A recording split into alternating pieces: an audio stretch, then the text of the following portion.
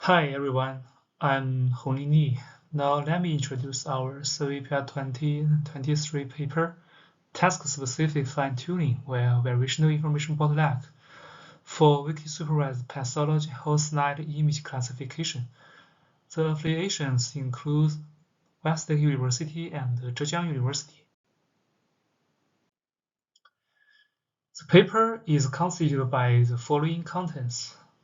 We firstly show the definition and problems of pathology host line image classification, and then we briefly review the previous related work to tackle the problems and also elaborate their limitation.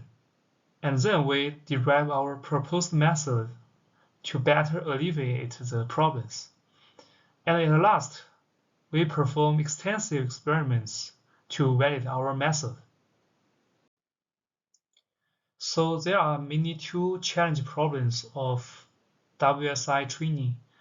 The first one is the lack of patch level adaptation.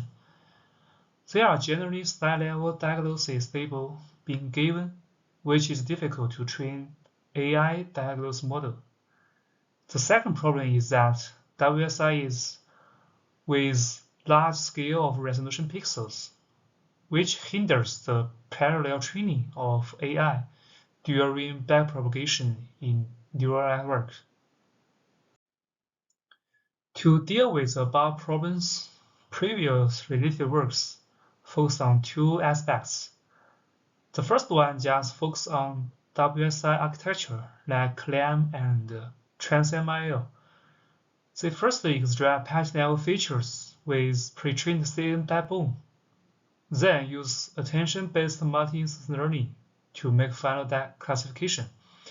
The second one utilizes self-supervised learning to extract domain-specific patch features like DSMIL and HIPT, which is better, and then combine multi-scale features and MIL to make the final diagnosis. The first problem of previous method is that not all patches in WSI is useful, but it indeed takes a lot of GPU memory, so we propose to distill WSI into simplified bag by Variational Information Bottleneck, and which is a useful tool to find the minimal sufficient statistics of WSI. The second problem of previous method is that their pre-training backbones, either by self-supervised learning or ImageNet pre-train, are task agnostic, which is not suitable for downstream tasks like classification or prognosis and survival prediction. But with our distilled bag, we can fine-tune the backbone with only slide level label, which is less than 1% of full patch adaptations. The third one is previous method ignore to use training time augmentation, since the features are collected before training and only make once. So we combine versatile training augmentation like color jitter and rotation, which are the most common simulation to the real-world slide making and the imaging variants. This is the overview framework of our method. In the stage 1, we retrain a webbing module under a bottleneck, which can generate masks to filter out no such important patches. In stage 2, with distilled patches within the WSI bag, we can fine-tune patch backbone and WSI head end-to-end. Then in the third stage, we retrain WSI head with new encoder by covering all instances, since histology image generally contains contextual information. For detailed derivation, we can define WSI-MIL as here. So X is constituted with n small x patches, and WSI category Y head following the max pooling function of each patch's category. Previous method usually generate features Z for each xi with pre-trained backbone H with theta 1 parameter. Then use WSI head a G function with theta2 parameters on Z to generate Y prediction. The function G can be an adaptive weighted sum, or in other words, an attention pooling.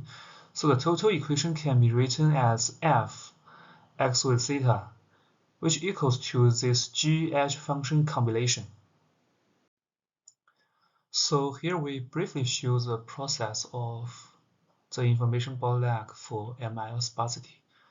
On our task to maximizing the RIB, we need to maximize the mutual information between Z and Y, and in the meantime to minimize the mutual information between Z and X. In other words, we need to fine-tune Z into a more task-specific one, which is more related to the task label Y.